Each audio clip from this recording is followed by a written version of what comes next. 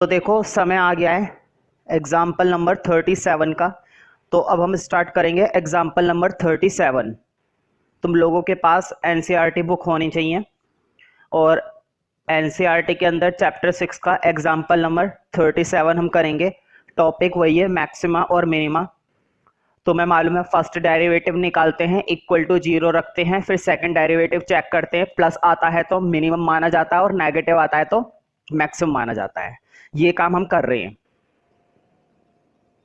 तो question start करते हैं। एग्जाम्पल नंबर 37 टिक कर लेना। है तो खैर ये इजी, लेकिन कई बार एग्जाम में फिर भी देखने को मिल चुका है, अब तक कई बार मिला है, ऐसी बात नहीं है। If the length of the 3 sides of trapezium, बात किसकी हो रही है? ट्रेपीजियम की। तो एक काम करते हैं, जब बात ट्रेपीजियम की हो ही रही है तो क्यों ना सबसे बढ़िया पहले एक फिगर बना ले। ट्रेपीजियम की अगर हम एक फिगर बना लेंगे तो क्या हर्ज है? तुम्हें मालूम होगा ट्रेपीजियम ऐसा होता है दिखने में, और इसको एक नेम भी दे दो भाई, बिना नाम के तो कुछ नहीं है आजकल दुनिया में, है ना। ABCD, तो हमने इसको नेम भी दे दिया ABCD, है ना। आती होगी तुम्हें ABCD शायद। अब पढ़ते हैं question. If the length of 3 sides, मुझे बताओ ट्रेपेजियम में कितनी साइडें होती हैं? देखो बच्चा भी देखकर बता देगा। 1 2 3 और 4, टोटल कितनी साइडें होती हैं? 4। 4 साइडें होती हैं, लेकिन ये बात कर रहा है 3 साइडों की। देखो क्या लिखा हुआ है, if length of 3 sides of a trapezium other than base are equal to 10 centimetre. Question ने बोला है, देखो बोर्ड पे, बेस को छोड़कर, बेस वाली साइड को छोड़कर बाकी की जो 3 साइडें हैं वो कितनी है? 10 सेंटीमीटर है। ध्यान से सुनो, बेस को छोड़कर, बेस वाली साइड को छोड़कर बाकी की 3 साइडें कितनी बता रखी है? 10 सेंटीमीटर। देखो क्या लिखा हुआ है, if length of the 3 sides of a trapezium other than base, length 3 साइडों की अदर देन बेस मतलब बेस के अलावा, बेस को छोड़कर, आर इक्वल टू 10 सेंटीमीटर। कितनी बता रखी है? Length 10 centimetre. कहने का मतलब ये है कि ये वाली साइड भी 10 बता रखी है, ये वाली साइड भी 10 बता रखी है, और ये वाली साइड भी कितनी बता रखी है भाई? 10 बता रखी है। और क्या बता रखी है? और नीचे वाली साइड हमें नहीं बताई। अब आगे देखते हैं। Find the area of the trapezium when it is maximum, मतलब हमें एरिया निकालना है और उस एरिया को क्या करना है? मैक्सिमम करना है। क्वेश्चन ने हमसे क्या बोला है? फाइंड करो एरिया, और वो भी कौन सा एरिया जो क्या करना है? हमें मैक्सिमम करना है। तुम्हें मालूम है, या तो क्वेश्चन बोलता है मैक्सिमम करने के लिए, या फिर क्वेश्चन बोलता है मिनिमम करने के लिए। दो ही काम बोलता है, तीसरा काम वो बिल्कुल भी नहीं बोलता। अब तुम्हें एरिया निकालने के लिए पहले क्या पता होना चाहिए भाई? एरिया का फॉर्मूला पता होना चाहिए।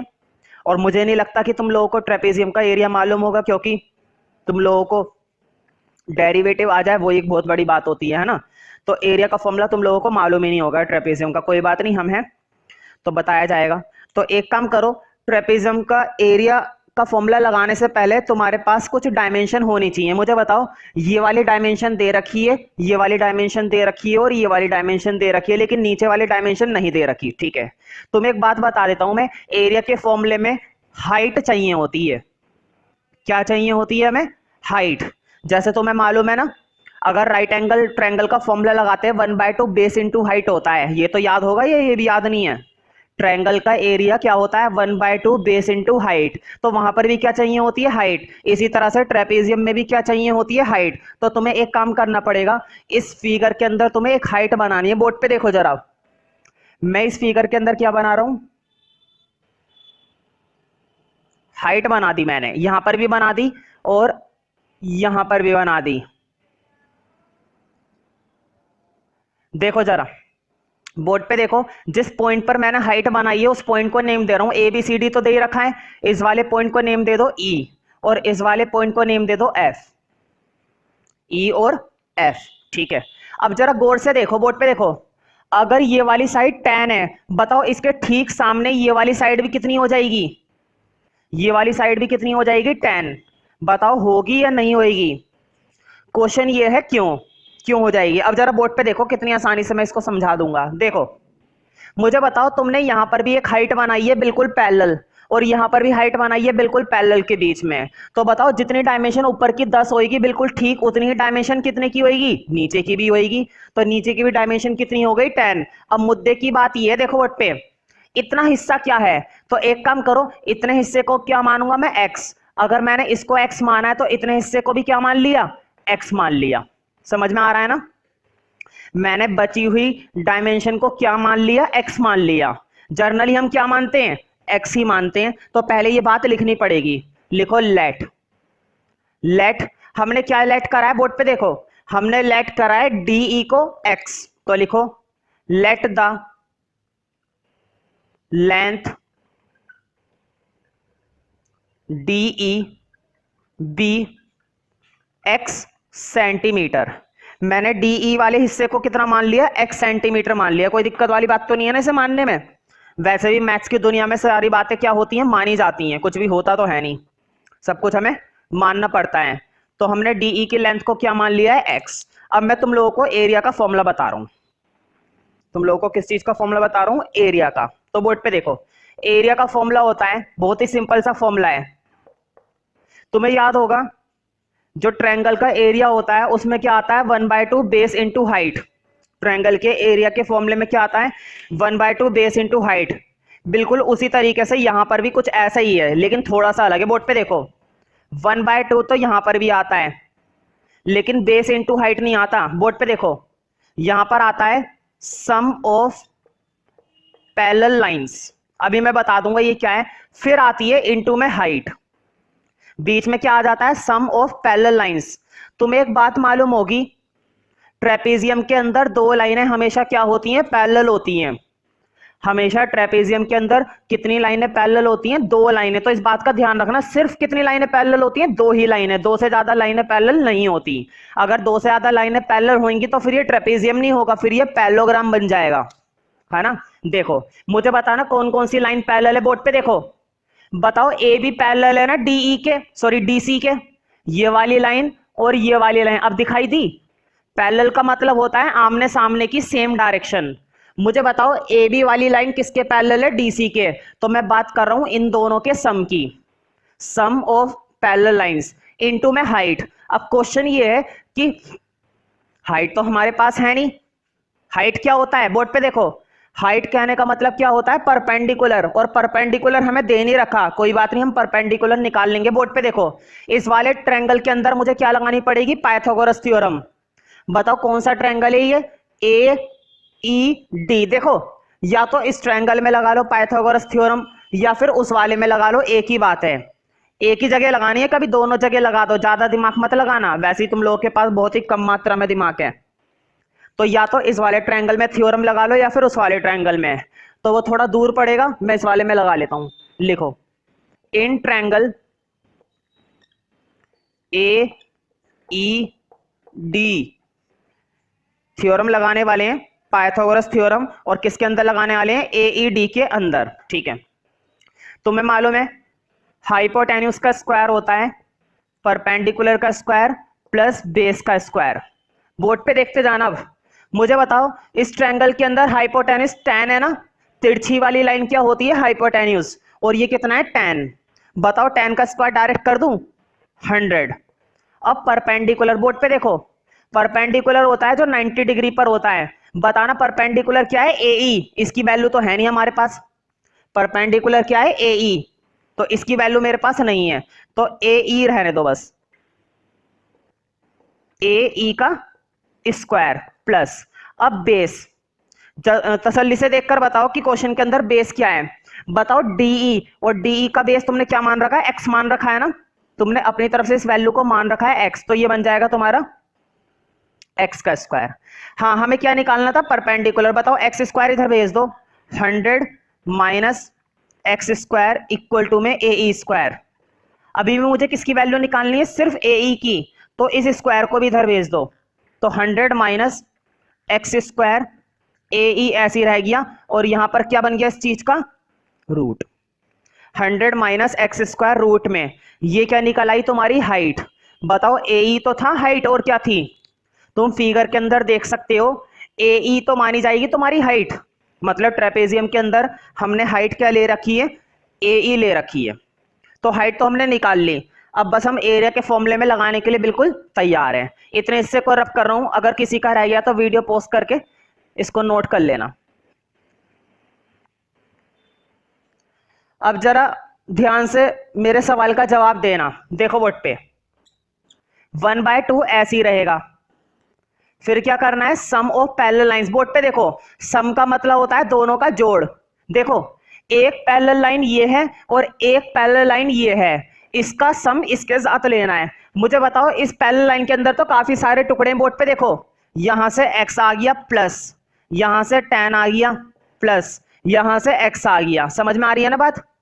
मुझे पूरी पैरेलल लाइन लेनी है, ये नहीं कि सिर्फ बीच बीच का हिस्सा ले लूंगा।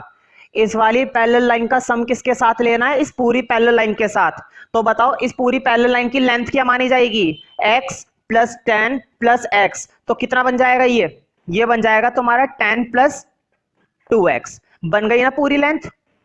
तुम्हारी पूरी पैरेलल लाइन वाली लेंथ क्या बन गई, tan प्लस 2x। अब देखो क्वेश्चन ने बोला था सम ऑफ पैरेलल लाइंस, मतलब tan का सम किसके साथ है, इसके साथ। अब डाल दो सम। देखो सम ऑफ पैरेलल लाइंस, ऊपर से आ गया tan और नीचे से क्या लेंथ आएगी, tan plus 2x, tan plus 2x और इनटू में हाइट। हाँ हाइट देखकर बताओ, अभी अभी मैंने निकलवाई थी हाइट, अभी अभी मैंने परपेंडिकुलर निकलवा रखा है ना, हाइट निकलवाई थी रूट के अंदर जो आई थी। ए की वैल्यू निकलवा रखी है मैंने, रूट 100 माइनस एक्स स्क्वायर। मैंने रूट के अंदर उस वैल्यू को सॉल्व करवाया है और कितनी वैल्यू आई है उसकी, ये वैल्यू आई है रूट 100 माइनस एक्स स्क्वायर, ये वैल्यू आई थी। तो मैंने हाइट भी डाल दी। अब थोड़ा सा सॉल्व करेंगे फिर करेंगे डेरिवेटिव, अभी नहीं, पहले थोड़ा सा क्या करना पड़ेगा, सॉल्व। एक काम करते हैं, एरिया को ए ले लो। देखो 1/2 ऐसे ही रहा। बताओ tan और tan कितने हो जाएंगे, 20। तो 20 प्लस 2x और यहां से यही चल रहा है 100 माइनस एक्स स्क्वायर। देखकर बताओ इन दोनों में से क्या कॉमन आ रहा है, 2 कॉमन आ रहा है ना भाई। 20 प्लस 2x में से क्या कॉमन आ रहा है, 2। अगर वो मैं 2 कॉमन ले लूं और उस 2 को नीचे वाले 2 से काट दूं तो ये थोड़ा सा सिंपल बन जाएगा ना। तो क्यों ना इसको सिंपल बनाया जाए। देखो 20 प्लस 2x में से मैं क्या कॉमन ले रहा हूं, 2।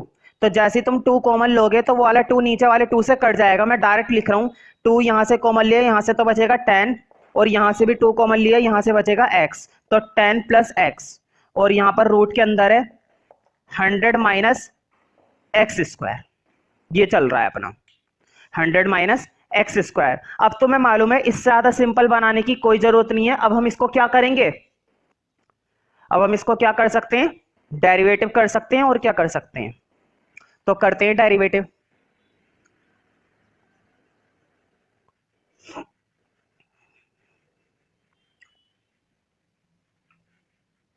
देखो फिगर की जरूरत नहीं है तो मैं फिगर को भी रब कर रहा हूं।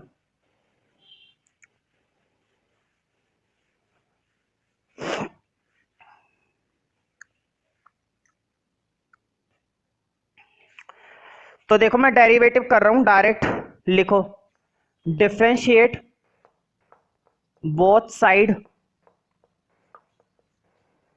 With respect to x. किसके रिस्पेक्ट में करेंगे भाई, एक्स के रिस्पेक्ट में, है ना। आजकल रिस्पेक्ट करना बहुत ही जरूरी है। तो लिखो डी अपॉन में dx with respect to x कर रहे हैं। बताओ दोनों में क्या लगाना पड़ेगा, प्रोडक्ट रूल, क्योंकि दो फंक्शन आपस में क्या हुए हुए, मल्टीप्लाई। और जब भी दो फंक्शन आपस में मल्टीप्लाई हुए हुए होते हैं तो उसमें क्या सही रहता है, प्रोडक्ट रूल लगाना एक बेस्ट मेथड है, बेस्ट ऑप्शन है बल्कि। तो देखो tan प्लस एक्स का पहले वाले का डेरिवेटिव, देखो tan का तो 0 हो गया और x का डेरिवेटिव क्या होता है, 1। दूसरा एज इट इज प्लस। अब देखो पहला एज इट इज तो tan प्लस एक्स ऐसे ही रहेगा, tan प्लस एक्स। अब दूसरे का डेरिवेटिव, बोर्ड पे देखो दूसरा वाला डेरिवेटिव रूट के अंदर है। तुम्हें रूट का डेरिवेटिव करना आता है ना, मैंने तुम लोगों को रूट का डेरिवेटिव डायरेक्ट सिखा रखा है। जब भी रूट का करना हो तो इसका क्या बन जाता है, 1/2 रूट। जब भी रूट का डेरिवेटिव करना हो तो 1/2 में 2 रूट। तो कर दो इसका 1/2 में 2 रूट, डायरेक्ट यही वाली टर्म अंदर आ गई। अब रूट के अंदर का देखो बट पे, पहले तुमने किसका करा, रूट का, 1/2 में 2 रूट। अब रूट के अंदर का बताओ, 100 का क्या हो जाएगा, 0।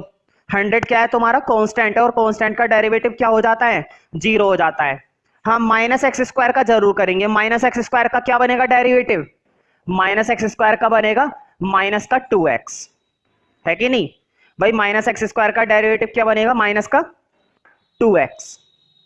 अब थोड़ा सा सॉल्व करेंगे पहले इसको। तुम्हें मालूम है ना, फर्स्ट डेरिवेटिव को किसके बराबर रख देते हैं, 0 के।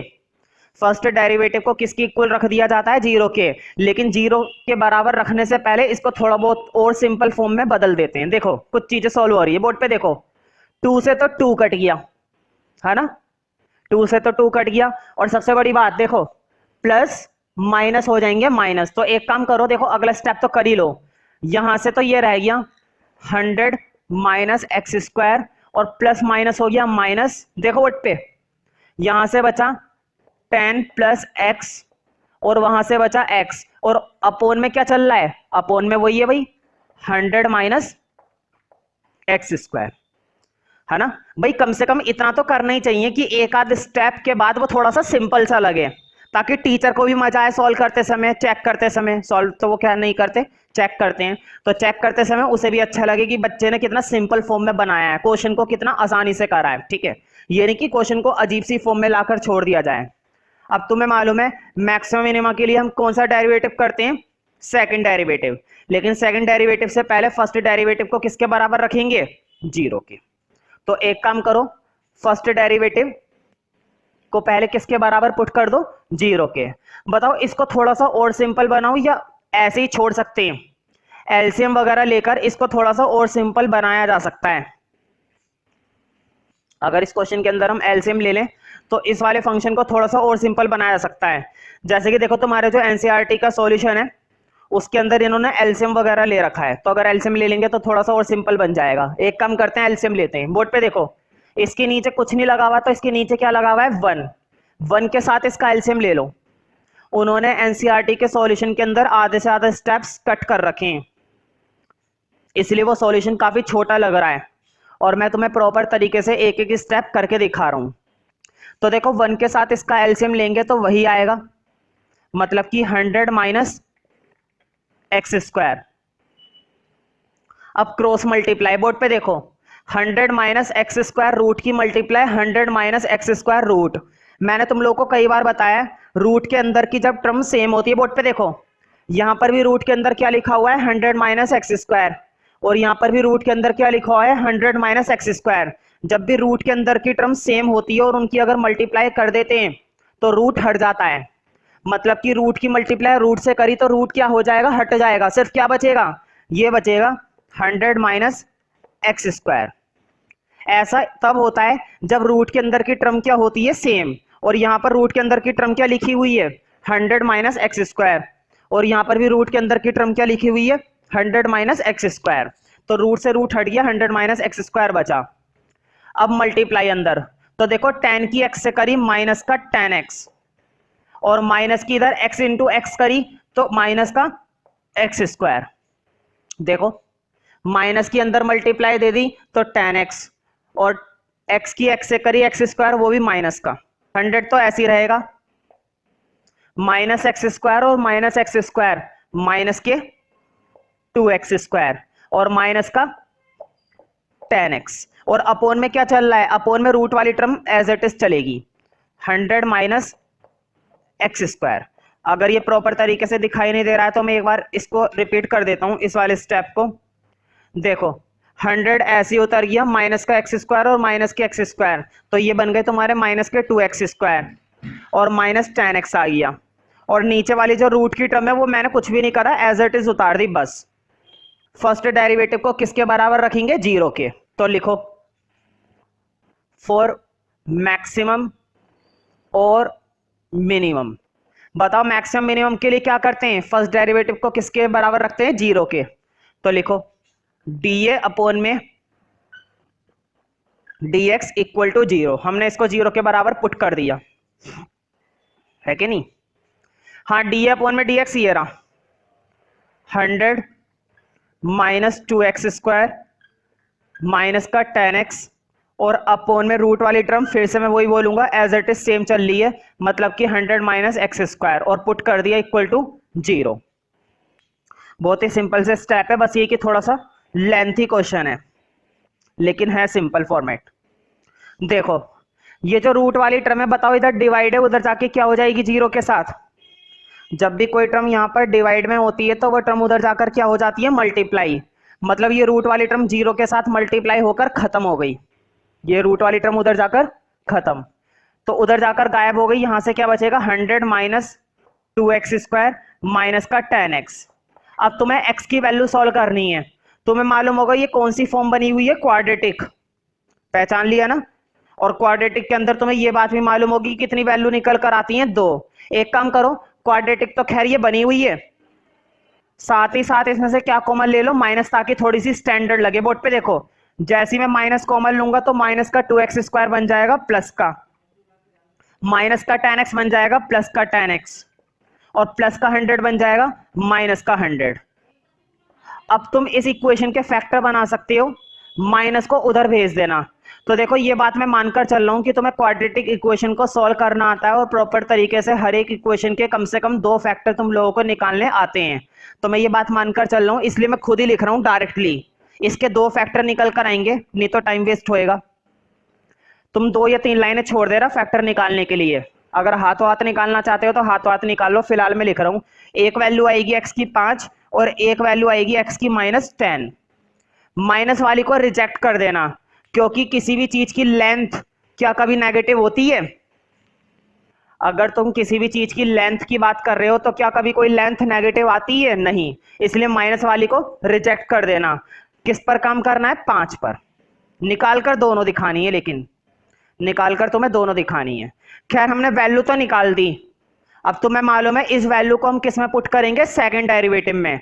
तो सेकंड डेरिवेटिव पहले होना भी चाहिए हमारे पास, तो स्टार्ट करते हैं सेकंड डेरिवेटिव। ये वैल्यू मैं पूछूंगा बाद में कि x की वैल्यू क्या आई थी, क्योंकि इसकी जरूरत पड़ेगी। बताओ ये था ना फर्स्ट डेरिवेटिव, इस समय जो बोर्ड पर लिखा हुआ बचा हुआ है वही तो क्या था, हमारा फर्स्ट डेरिवेटिव था। और अब हमें इस फर्स्ट डेरिवेटिव का क्या करना है, सेकंड डेरिवेटिव, जो कि हमें क्या दिखाना पड़ेगा, नेगेटिव, क्योंकि हमें क्या दिखाना है, मैक्सिमम। हमें एरिया को क्या प्रूफ करके दिखाना है, मैक्सिमम प्रूफ करके दिखाना है। हमें एरिया को मैक्सिमम करना है। लिखो सेकंड डेरिवेटिव, d2a अपॉन में dx², d2a अपॉन में dx²। देखो बताओ अब क्या लगाना पड़ेगा, अब कोशेंट रूल लगाना पड़ेगा, क्योंकि इस समय जो फर्स्ट डेरिवेटिव बोर्ड पे लिखा हुआ है वो किस फॉर्म में लिखा हुआ है, रेशनल फॉर्म में, मतलब एक फंक्शन ऊपर और एक फंक्शन नीचे, इसलिए इसके अंदर क्या लगाना पड़ेगा, कोशेंट रूल। देखो ऊपर वाले का डेरिवेटिव 100 का 0 हो गया, -2x² का क्या बनेगा, माइनस का 4x, -10x का क्या बनेगा, माइनस का 10, फिर नीचे वाला एज इट इज, तो नीचे वाला एज इट इज आ गया माइनस। अब ऊपर वाला एज इट इज, बोर्ड पे देखो ऊपर वाला एज इट इज उतारना है, same to same, 100 -2x² minus का 10x। अब नीचे वाले का डेरिवेटिव, मुझे बताओ नीचे कैसी टर्म दिखाई दे रही है, रूट में, नीचे वाली टर्म रूट में, और रूट का डेरिवेटिव तुम्हें आता है करना। रूट का डेरिवेटिव क्या होता है नीचे वाले का, उधर थोड़ा सा स्पेस कम है इसलिए मैं इधर लिख रहा हूं। रूट का डेरिवेटिव बनेगा 1/2 रूट, 1/2 रूट, है ना। फिर रूट के अंदर का करेंगे, बताओ रूट के अंदर है 100, 100 का क्या हो जाएगा 0, और -x² का क्या हो जाएगा, माइनस का 2x, और नीचे वाले का क्या होता है, होल स्क्वायर। याद है ना डेरिवेटिव में कोशेंट रूल का फॉर्मूला, नीचे वाले का क्या होता है, होल स्क्वायर, मतलब किस पर आ गया, स्क्वायर। अब हमें इस चीज को क्या दिखाना है, नेगेटिव दिखाना है, क्योंकि हमें एरिया क्या करना है, मैक्सिमम करना है। तुम्हें मालूम होगा अगर सेकंड डेरिवेटिव नेगेटिव आता है तो मैक्सिमम माना जाता है, और अगर सेकंड डेरिवेटिव पॉजिटिव आता है तो मिनिमम माना जाता है। तो हमें इसको क्या दिखाना है, नेगेटिव, क्योंकि हमें क्या प्रूफ करना है, मैक्सिमम।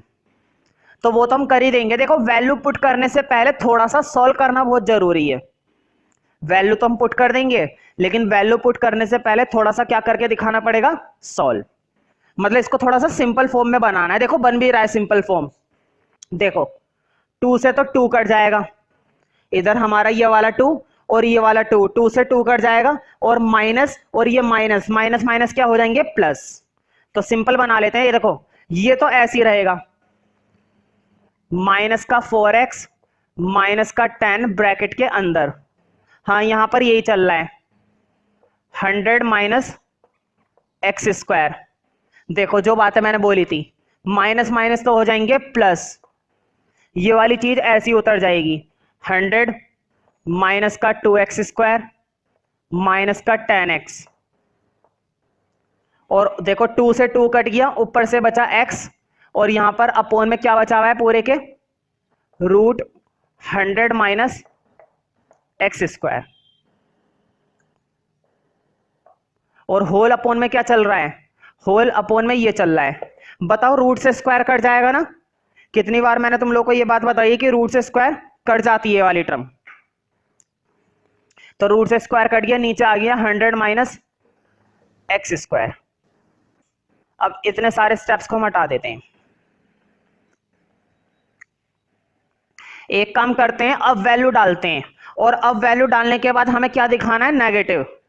वैल्यू डालने के बाद हमें सेकंड डेरिवेटिव को क्या करके दिखाना है, नेगेटिव। रफली, रफली का मतलब है रफली, उसे पूरी तरीके से सॉल्व नहीं करेंगे, रफली सॉल्व करना है बस। मैंने तुम लोगों को कितनी बार बताया है, बस हमें क्या इंडिकेट करके दिखाना है, साइन।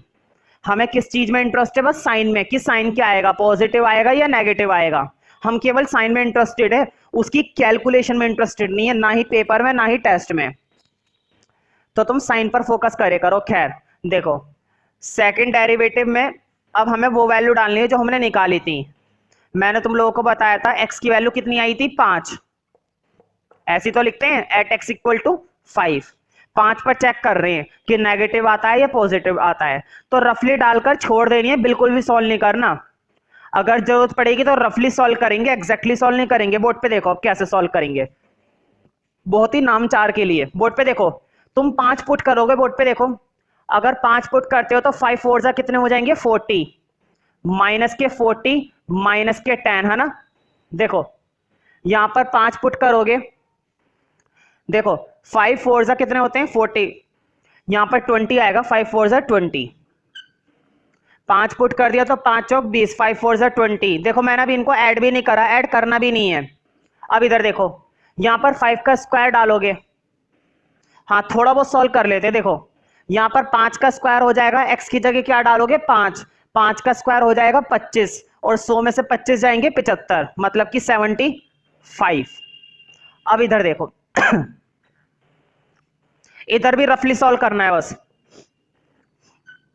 देखो 5 का स्क्वायर कितना होता है, 25, और 25 की 2 से करोगे 50, तो माइनस के 50। अब इधर देखो 5 की 10 से करोगे कितना बनेगा, 5 10 50, माइनस के 50, और इनटू में x, सॉरी x की जगह यहां पर वैल्यू आ जाएगी 5, और होल अपोन में, इसके अपोन में एक टर्म चल रही है, इसके अपोन में टर्म चल रही है ये वाली। देखो यहां पर भी क्या डालोगे, 5 का स्क्वायर, 5 का स्क्वायर कितना होता है 25, और 100 में से 25 जाएंगे 75, यानी कि रूट 75।